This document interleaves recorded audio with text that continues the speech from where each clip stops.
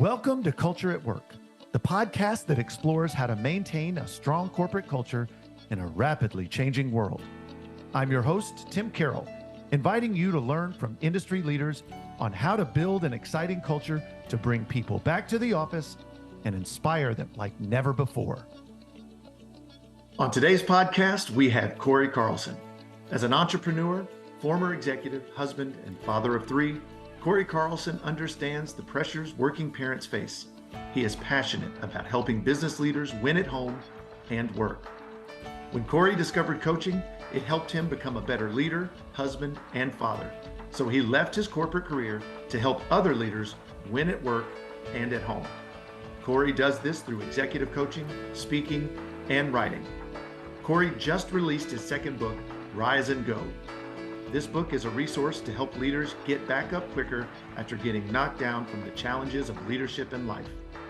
Cory's first book, Win at Home First, an inspirational guide to work-life balance, was mentioned by Forbes as one of 7 books everyone on your team should read. I absolutely love when I get a chance to talk to Cory. I am certain you will as well. Let's go. Hey, Cory, thank you so much for being with us today. This is a really, really interesting topic, and one that's near and dear to me as well. I mean, I got to say, we had the honor of having you be a kickoff speaker for our first annual leadership retreat, and it was great. And to have you talk about this topic about winning at home first is a very interesting. I want to get to all of that, but I kind of start every podcast with the same question, and I'm going to ask you the same thing. But how do you define culture? Yeah, I define culture as it is shared values that help drive that family or that team or that company in a direction, and that those shared values could be positive or negative. I mean, the reality is everyone's got a culture. It's just, do they know it or not? And unfortunately, there's many companies and families who don't know what kind of culture they have, what's allowed, what's not allowed. Right. And when you actually sit and look at the culture, as you know from even the work you do, and you start interviewing and talking with companies, it starts to get exposed. But culture is just those shared values that over time have begun to develop, and hopefully there's more flowers in them instead of weeds.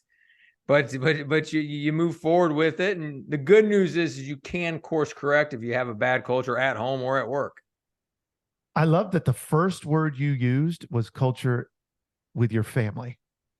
And I'd love to unpack that a little bit, because I think the work that you do really is, I mean, I think it's fair to say tied towards, winning at home first, which is the title of your book. But tell us how you could create a culture at home. Yeah, absolutely. Well, I mean, first and foremost, everyone listening has a culture at home. That's right. Whatever that may be. And that culture may be one of independence and solitude, where everyone comes home from school and work and they go different directions and they grab their phones and their iPads and they're all hanging out individually.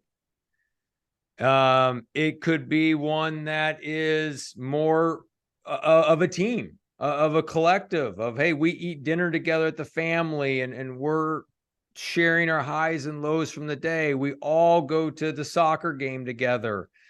We're traveling together, we're talking together. So right there could be one of individuality, or is it one of team and being together in it? So I think that's a piece. Is your family one that's rigid in emotion, or is there vulnerability? And I think it starts with us. I mean, it starts with us as the mom or dad. Do we lead that? And so I'll just speak for myself. My family I share the wins and the losses, because here's the deal: is my kids know if I had a bad day or not, whether I tell them or not.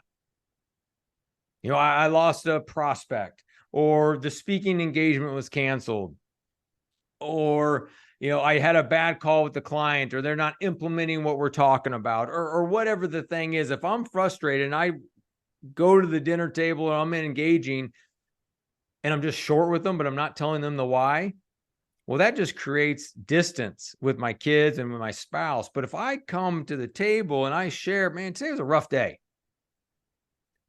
But what that does is I share it's a rough day, I give vulnerability, but then I share the wins the next day. And then they start to build resilience to say, hey, we're Carlsons. We get knocked down, but we get back up. That's right. They get to feel that, hey, that's okay. We're all going to have bad days. I mean, you can't not have a bad day Right. at times. And so that helps. And so it's one of those deals where a lot of it starts with us. Whatever you want your culture to be in your house, it starts with you. So if you want a family culture of generosity, well, you need to be being generous and talking about how you gave extra tip to the waitress, talking about how you're giving a percentage of your income to a church or to a nonprofit, or how, whatever that may be. If you want it to be one of kindness, well, don't let your kids see you give the middle finger on the road or honking aggressively. So I think for any of the individuals listening on to this podcast, whatever you want your family to be, make sure you're doing it. More is caught than taught in our families, and we need to make sure we're doing that. More is caught than taught. I love it. So what I'm hearing from you, and what we really do, really at Working Spaces, we talk all the time about intentionality, and we want to be intentional in everything we do, and we define our core values, and we define our mission. How do we translate those same, and then we're not unique in that. I mean, there's a lot of companies that do that, but how do we translate that kind of intentionality to our home life? Yeah, and one of my favorite words is intentionality as well, Tim, is from our previous conversations. I just love the word intentional. And I think that, that's exactly it, is that intentionality that we have at work to put together a compelling vision statement and clear values, that the intentionality that we have to have one-on-one meetings with our employees, the intentionality we have to have a leadership retreat or quarterly meetings, that same intentionality we need to be applying to our home. So have you created a vision and values for your family? Do you have one-on-one meetings with your kids and with your spouse? And how does that look like? Well, it's a date. Have you been on a date with your spouse? Have you been on dates with your kids? Like for me, that's me and my son going and playing catch, and I'm having intentional conversations while we're throwing the football. Me going having coffee or ice cream with my daughters. And then for me and my wife, we need to do 2 dates a month. And so it's being intentional with one-on-one meetings, being intentional with quarterly meetings. So it's vacations. I want to do one overnight trip with each of my kids a year. So I get that intentional time. So it can be done for sure. We just got to be intentional with it. And Tim, one thing I'll share a lot with clients, because I got to remind myself, is our day does not end when we walk through the front door. Right. Our day ends when our head hits the pillow. So for that leader, when you get in, you walk through that front door, don't stop. Just keep going. Do the dishes, serve, ask the questions, be empathetic, be active listening. Like all the things we do from 8 to 5, we got to continue doing that until our head hits the pillow. I saw something online recently, and it was this guy who he put a video out, and of course it was clickbait. They wanted you to click on it, and he was talking about how he doesn't help his wife at home. Well, you click on it, and what he's saying is, I don't consider it help because it's part of my job too. Love it. And I thought that was a really great way to look at it, right? When you come home, you're not helping, you're doing your job. Your job has not finished until, as you said, your head hits the pillow, right? Oh, that's good. I love that. You may see me make a commercial like that or something, but I do. There is a quote that I found when I was writing Went Home First, that when you ask older couples who've been married a long time, hey, is marriage 50-50? And it's like, no, it's 100-100. Yeah. It's all in. And I tell you, when the days I want to go serve Holly and like be like super loving and helping her, I can't keep up with her returning the favors. Like, it's crazy. It's so cool. Like, I go do something before I know she did like 2 things. It's like, I can't keep up with the goodness.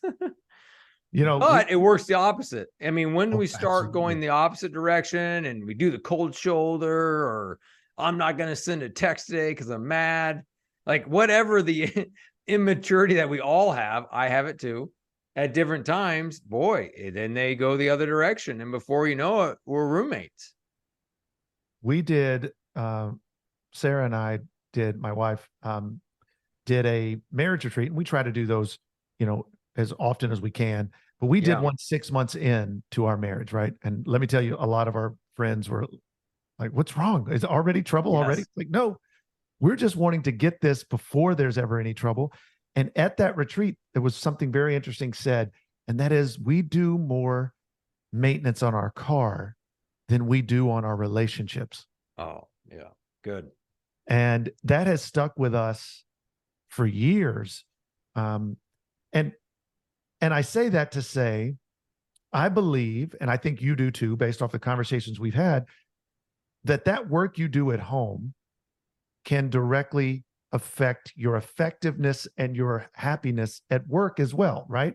Can you speak to how this idea of winning at home can translate to winning at work?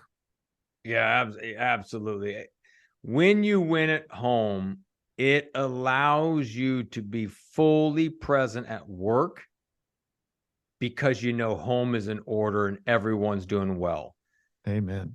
And an example how this plays out that unfortunately all of us can relate to, myself included, is if you get in a fight at 7 a.m., a little bickering with your spouse or even with a teenage kid, but let's just talk about spouse. If you do that at 7 a.m., you could go to your 9 a.m. meeting and you're trying to bring your A game, but all of a sudden you get a text that's kind of continuing the fight from the morning. And it throws you off your game. So you're in a work meeting and you're thinking about home, even though no one knows you're thinking about it. You're thinking about it. That goes on throughout the whole day. Then come 3:00, you start thinking about home again. Well, when I walk into the house, I'm going to say this, and then she's going to say this. Well, then I'm going to say that. And so at 3:00, when we should be bringing our A game to a meeting, instead, we're preparing for our re-entry back in the home. So if we win at home first and we're dating our spouse or being intentional with our kids, it allows us to be our best and full self at work. Don't you feel like there's ripple effects even beyond that? I mean, you come to work upset because whatever's happening, chaos is ensuing at home, and then you go and sit down at that first meeting and your head's still reeling, and you may answer very short to somebody. Well, then it kind of triggers them. Now they're kind of in a ticked off mood, and then they go to their next one. And it's like those ripple effects in the water, right? Oh, 100% ripple effect. And I think you also, Tim, you bring up something else that's important in all this. I mean, you're big into culture. If someone's showing up in a meeting and they're not being their best self, it may have nothing to do with you. It may have something to do with their fight at home that they just got into, or their teenagers not, being good at school, or whatever the deal is. And I think a lot of us need to get rid of our ego thinking it's all about us. Like, Susie or Bill are not happy in the meeting and it's because of me. They're being disrespectful to me. It may have nothing to do with you. It may have something to do that they got a challenging time in their marriage right now, or they've got some health concerns of a kid, and it has nothing to do with you. So Chances I are it think, doesn't have anything to do with you. well, yeah, exactly. And so it's like, have some empathy for your coworkers. Just because they're in a funk, it may have nothing to do with you. Now, we can't go long times with people being disrespectful in the office and missing deadlines. That's another conversation. But I think as we're talking about this and the work home, it's a little bit of extend some grace to others. Everybody has a story, right? I mean, Oh and that's, man. that's the thing. I try to remind myself all the time. Everybody has a story, and um, you have no idea sometimes the burden that someone's carrying, Mm-hmm. right? You know, Absolutely. we do something at working spaces where we, especially in the leadership, we, speaking of intentionality, we kind of have bought into this idea that your home life and being intentional there can affect your work life and vice versa. And So we do the 5 F's: faith, Yes. family, fitness, friends, finance. Mm-hmm. I I believe you have something similar that you kind of use to as a goalpost. Can you speak to that? What you kind of use as your the goal setting for winning at home? Yes. And it's the 5 capitals is the name of the framework. And I didn't create it. Actually, my coach created it, but I love it. And I've been using it for 10 years, and it's been significant in my life as well as with all the clients that I've had over the years. And they are, the first one, spiritual. And so the spiritual capital, it's just your greater purpose, whether you're it's faith or not for any of the listeners, but it's just that spiritual. Are you praying or meditating or journaling or getting solitude, some place to slow down and discern all the noise and inputs that we're having? And that's where we get vision. Yes. Today, that is the bigger desire for employees of a certain age, the younger generation coming in, is purpose over money. Yes. So having that higher purpose, spirituality or whatever, having that higher purpose really is driving them to a job as opposed to I can make more money at this job. Yep, absolutely. And we're seeing that too on our sides with our clients and the people we engage with. So that first one's spiritual, and I'll walk through this individual language, personalized language, and then give the corporate words, but it's all the same piece. I mean, so it's spiritual is purpose. The next one is the relational capital. Who are you doing life with? We've talked about spouses and kids, but it's your coworkers, it's your friends. Friends is a big gap with executives. A lot of leaders don't have friends. And I know that sounds kind of crazy, but there was a time in my life I didn't have friends. I was president of sales and I was traveling all the time. And so I didn't have friends and I had to go get some. And there's a whole process there we could talk about. But so relational capital is number 2. Who are you doing life with?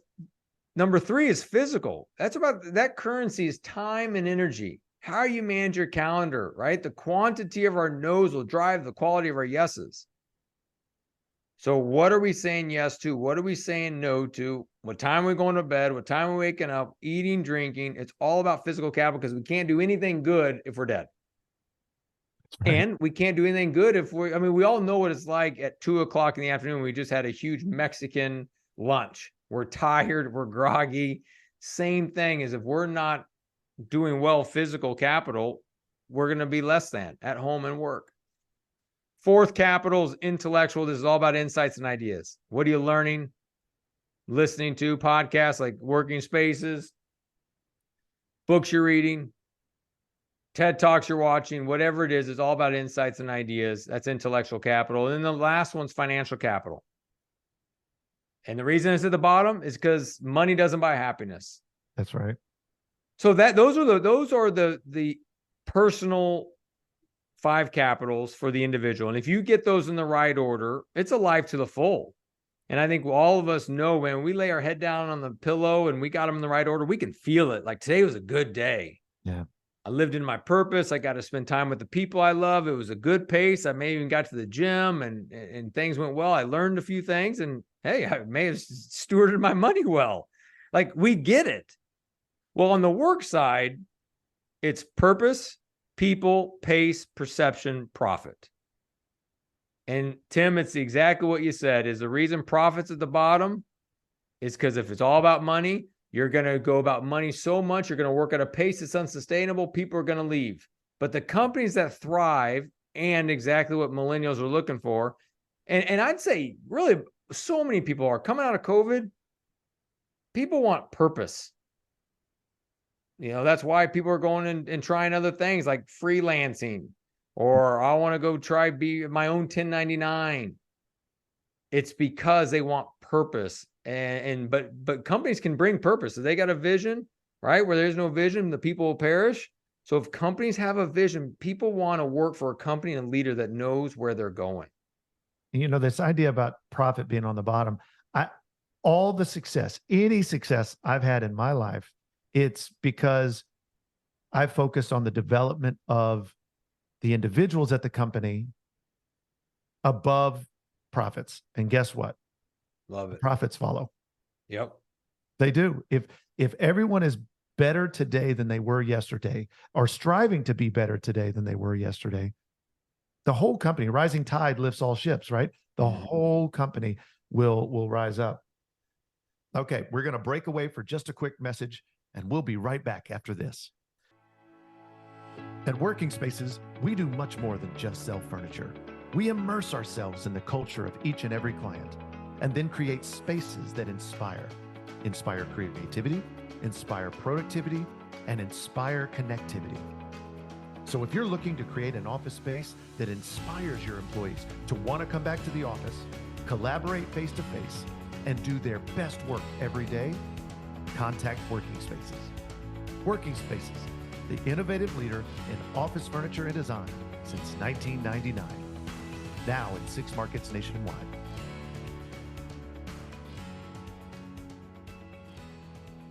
Welcome back to Culture at Work. So tell me a little bit about that piece, tying that profit to the intellectual, about personal development at home that can help that culture at home, but also help you develop culture at work. From a personal development standpoint? Personal development. Yeah, for me, like the 5 capital's personal development. I've shared the 5 capitals with my kids and my wife. Yeah. And we know it, and we talk about it. It's part of our vocabulary, right? Culture is built off vocabulary, the words you say and the words you don't say in a home. And so one of those is we talk about the 5 capitals. And we'll use it in decision making. Like if there's big decisions that need to be made, we'll walk through that to have, our kids see it and my wife and I talk about it. And so that's a piece of personal development of, hey, this is a framework to use. The other is kind of talking about on the personal development is making sure our kids and myself, we have a growth mindset. What are we learning? What are we reading? What are we listening to? And having, some conversation about it. I mean, it's not like crazy, like, hey, read a book a week and anything like that in our house.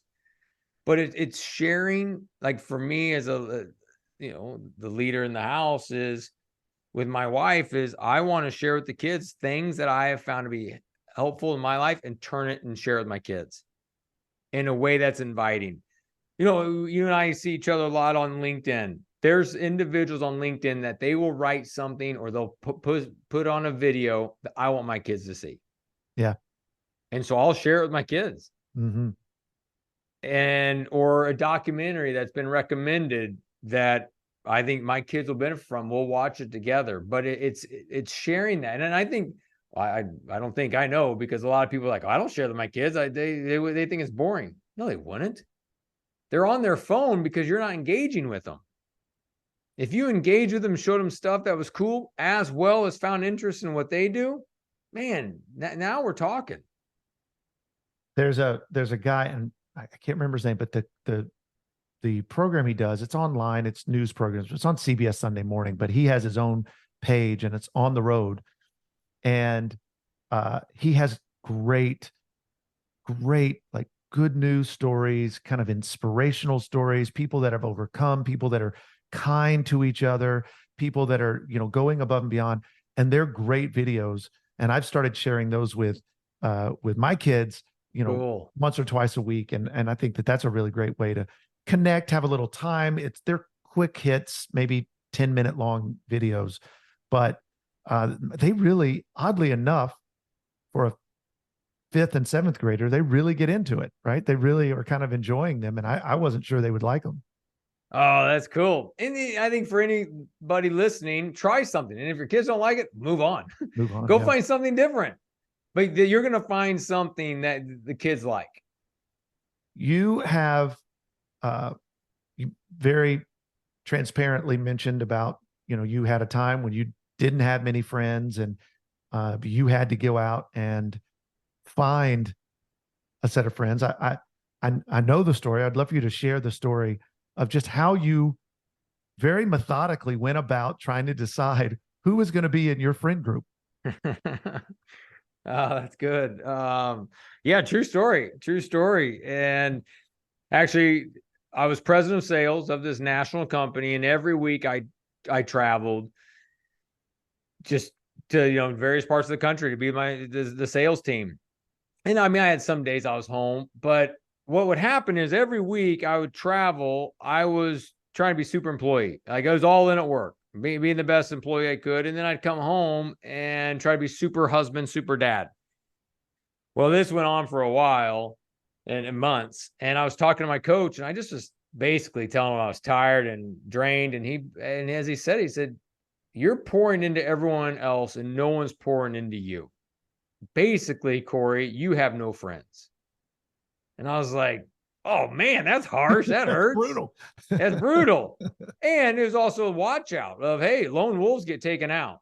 Yeah. So, you need some friends, you need some community to do life with, to have fun with, to pour into, to be poured into, and just have friends. And so I had friends I could go have a beer with, go have a coffee with. But when I would go have those meetings or hangouts, it was just, we talked sports and like weather. That was it. Yeah. And so I didn't have any friends of depth. So what I did, and this was probably 8 years ago, 7 years ago, I put together a list of guys that I liked. And I went and did like speed dating. They had no idea what I was doing. And I'm sure some people listen to this podcast, they'd be like, hey, man, I think I was on that list and you never called back. But what I did is I went and had beers or coffees or lunches with all these individuals. And there probably was 15 to 20 people on the list. And if we only talked sports and weather and I could not go deeper, that was it. I didn't have time. I don't have time for that. I'll just adjust the frequency. Maybe I hang out with them once a year. But for those individuals that we did talk sports and weather, but we also went a layer or two deeper. We talked about purpose. Maybe the challenges of marriage or parenting got brought up, or what hopes and dreams, like something would happen in those conversations. And we've all had those kind of conversations. Okay. I was like, I want more of that. I want more of this person in my life. So I put together a group of guys, and we've lost one or two, added one or two, but we meet every Thursday morning at a guy's house. And it's a small group. So we go through some different content, and the content can fluctuate from time. And then we do an annual trip to Florida every January. But it's been amazing. And so I think for that listener who's listening, who's like, ooh, I don't have any friends either. Hey, that's okay. I didn't either. But with intentionality, you can go find some, and it can totally change. And now, as I say it, I mean, we're recording this on a Wednesday. Tomorrow morning, I'm with all those guys. It's awesome. It's life-giving. I look forward to it every time. And then obviously I for sure look forward to annual January trips to Florida. That's always fun. Yeah. And it's tough, right? It's tough to find friends at a certain age, right? I mean, at some point your friend group gets smaller and smaller. And as you get older, you're like, I got enough friends. I'm good. I'm not here to go and have another person to go out and see sometimes. Right. So I think that's really difficult. And I'm interested in what it takes to get bumped from your group, because you said you lost a few. So I think that would be an interesting conversation as well. Well, I think some people self-select that. No, I don't know. We've never kicked anybody out. We're not harsh. But self-selected, a guy moved. Yeah. So we had some issues there, but or not issues. We had situations like that. Yeah. So I want to take a little bit of a turn now. You have another book called Rise and Go. Mm-hmm. And getting up. I would love for you to talk a little bit about kind of what that book's about and what made you want to write that one. Yeah. Thanks. Yeah. So the second book is called Rise and Go. And really the thesis of the book is all leaders get knocked down. It's just the great leaders get back up quicker. So what could it look like in your life if the next time you got knocked down, you were able to get up quicker? And so for me, what happened is I was in corporate, ended up getting, we were owned by a private equity group, ended up getting, fired and started a coaching business. And I won't go into all the details, but we stair-stepped. And on March 1st, 2020, me and my family made the decision we're going all into coaching and speaking. It's going to be amazing. Let's go set the world on fire. Well, that was March 1st, 2020. We all know what happens in COVID. And on March 13th, 2020, that's when the United States shut down and said, stay at home and mask mandates and travel ban. On that day, I got some emails canceling speaking engagements. And in that moment, I lost 35% of my revenue. And I know listeners were affected much worse with COVID. So I totally understand and sorry for that. But for us, in that moment, it was awful. 35%, what's going to happen to the other 65%? I bet I'm going to get more cancellations. What are my clients will probably all quit. I pretty much went in a tailspin.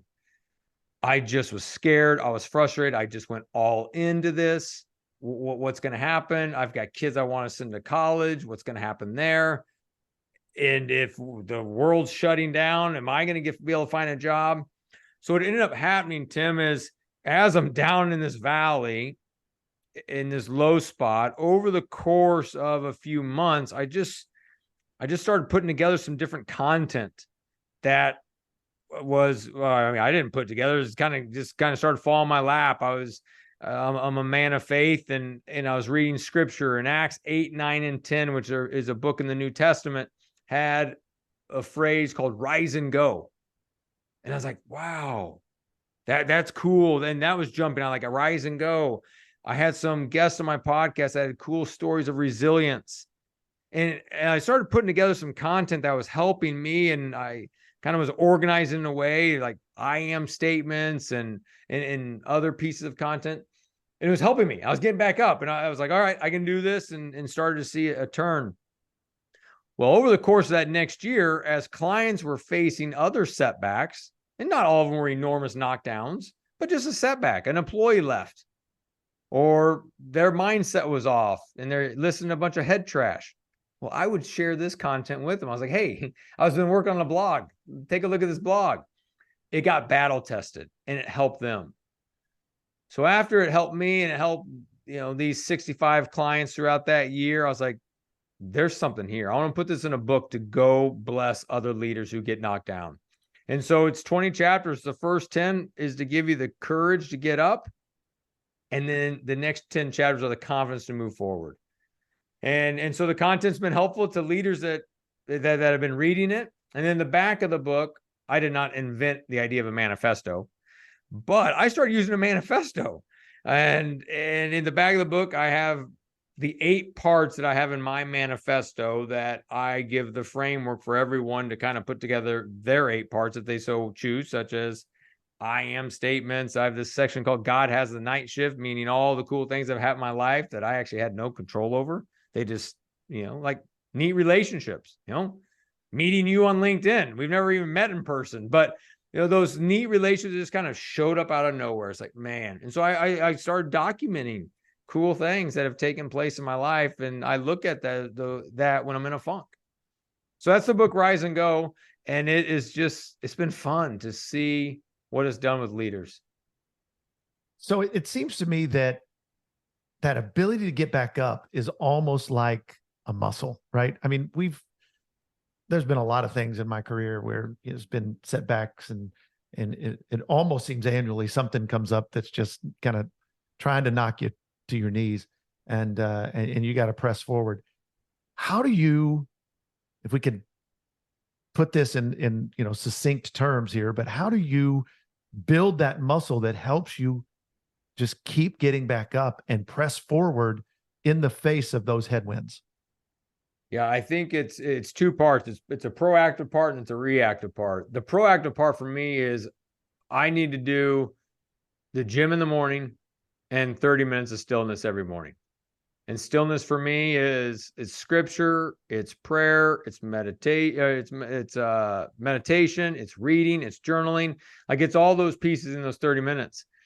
And when I'm done and that timer's not gone off, I sit there and I either journal more or I just sit there, and it's been awesome. That's the proactive piece. So every day I want to do that. I want to armor myself for the day, the headwinds that may come at work or at home. And so that's all the proactive pieces that I'm doing each and every day. Now, the reactive pieces are the things where you get discouraged midday. And it's listen to that song that gets you in the right spirit. It's text some friends to encourage them, because as we encourage others, we ourselves get encouraged. It's I've got right here next to me, I've got this a list of a bunch of I am statements, my be do have sheet that I'll read if I'm in a funk. So I think for all those listeners, it's start just having some daily habits that do good things for you. Well, one thing I do, Tim, that it's become such a habit, I almost kind of forget. That's why I've kind of forgot to say it. But a big part of my story is in September 2020, when I went to South Carolina for a work function. I took my daughter with me, and she was 15 at the time, maybe 16. Took her with me, and on the first night, we broke up into pairs and we answered some different questions. What challenges in your life, celebrations, frustrations, breakthroughs, kind of a whole bunch of questions we answered, and then we shared with our partner. And so Kylie went first, and she shared her answers with me, and they were awesome. I'm an emotional dad, so I'm tearing up. And then it's my turn, and I share my answers, and I was like, so Kylie, well, what do you think? And she said, Dad, you're the smartest guy I've ever met. No, just kidding. She didn't say that at all. That'd be wonderful. Yeah, no, she didn't say that at all. She said, Dad, you sound angry. I was like, what? Like, what do you mean I sound angry? And so as we unpacked it, all my answers were like, I've written book number 1, but I want to write books 2, 3, 4, 5. I've had some cool clients, but I want more, more, more. I've had some cool speaking engagements, but I want more, more, more.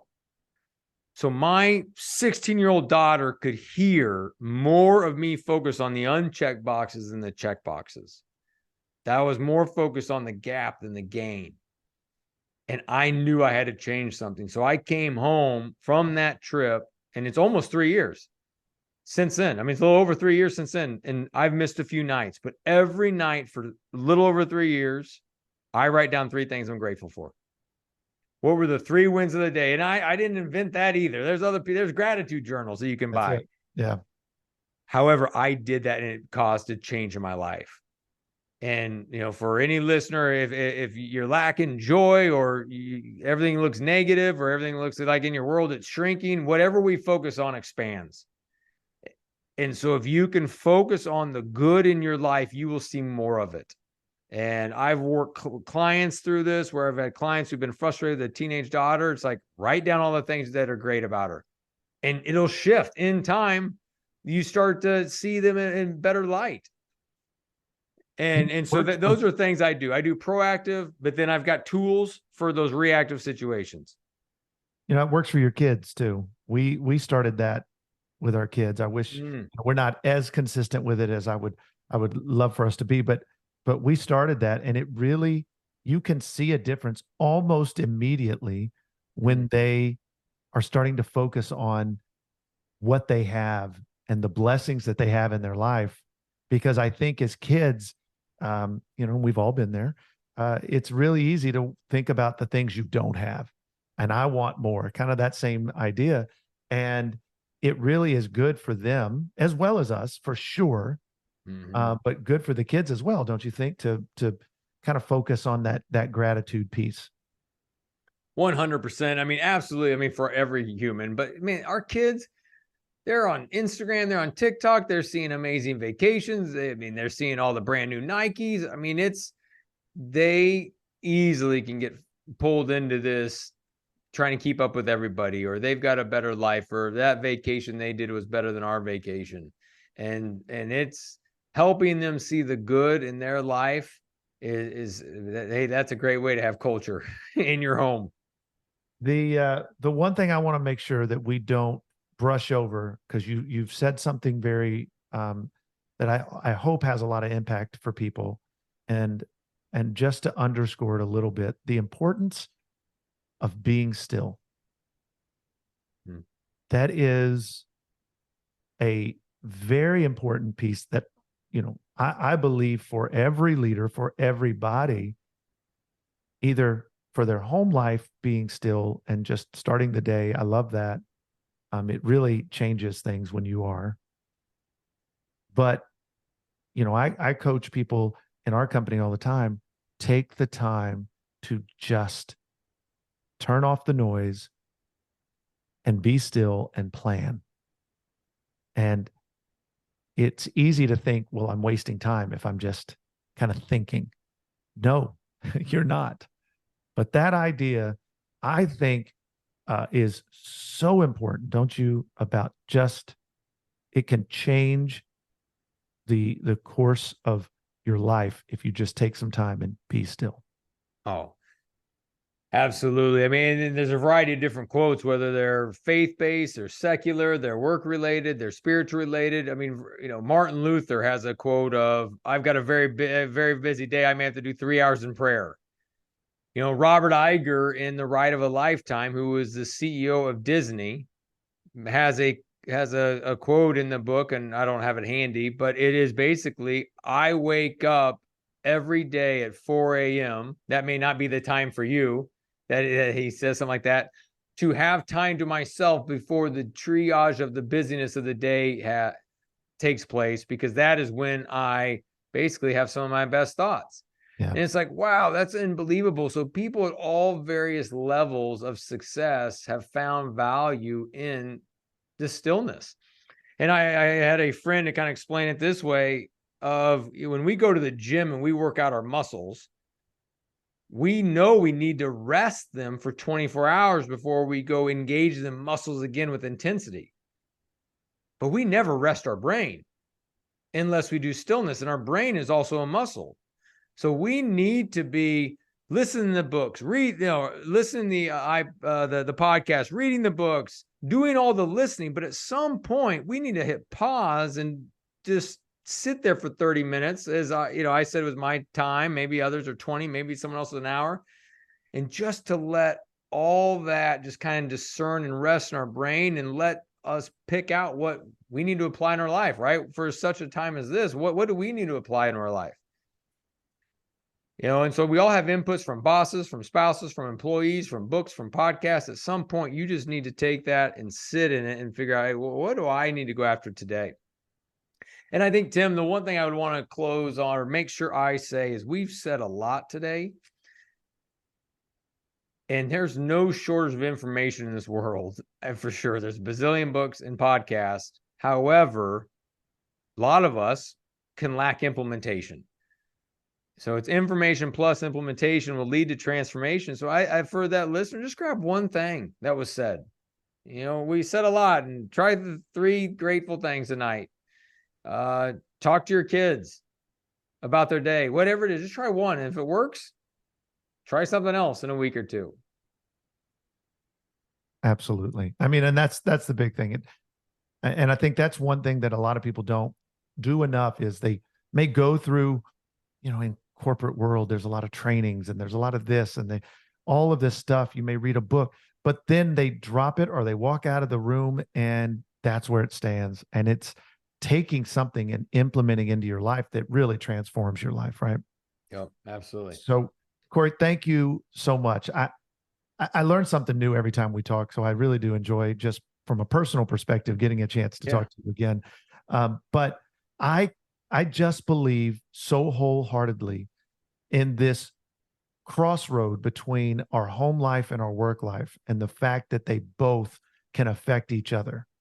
And I feel you're doing, God's work, trying to help people, really become better at home, and therefore they can be better at work. And, a little pitch for working spaces, but we try to do our work in the office to create a space where everybody really wants to come to the office and do their best work. And I think that affects you at home as well, because you can feel good about the work that you've done, and you come back to the end of the day. But really, I'm just very thankful that you came on. I know this is going to really affect and bless a lot of people out there. So thank you so much for coming on today. Well, Tim, thank you to you. And I think for any of those listeners, what I found, I love, working or speaking with companies that feel this same way. I mean, you guys kicked off your leadership retreat with me talking about winning at home and work. That's right. And I love that. I mean, when a company, and I'm like, well, hey, yes, I'd love to speak for your company. Where am I in the agenda? You're kicking us off. It's like, whoa, wow, I love that. And that gets to happen, from time to time. And I love those companies that say, you know what, this is so important to us. Not only are we going to spend money on the speaker and not only going to make time, but we're actually going to put it first. We're not going to lead with KPIs. We're not leading with the profit. We're not leading with, hey, go sell more, go do more. We're going to say, we want you to be more. That's right. So I love that. So thanks for letting me be a part of it. I love what you're doing, and I'm grateful for our connection. Can't wait to talk to you again soon. Thanks.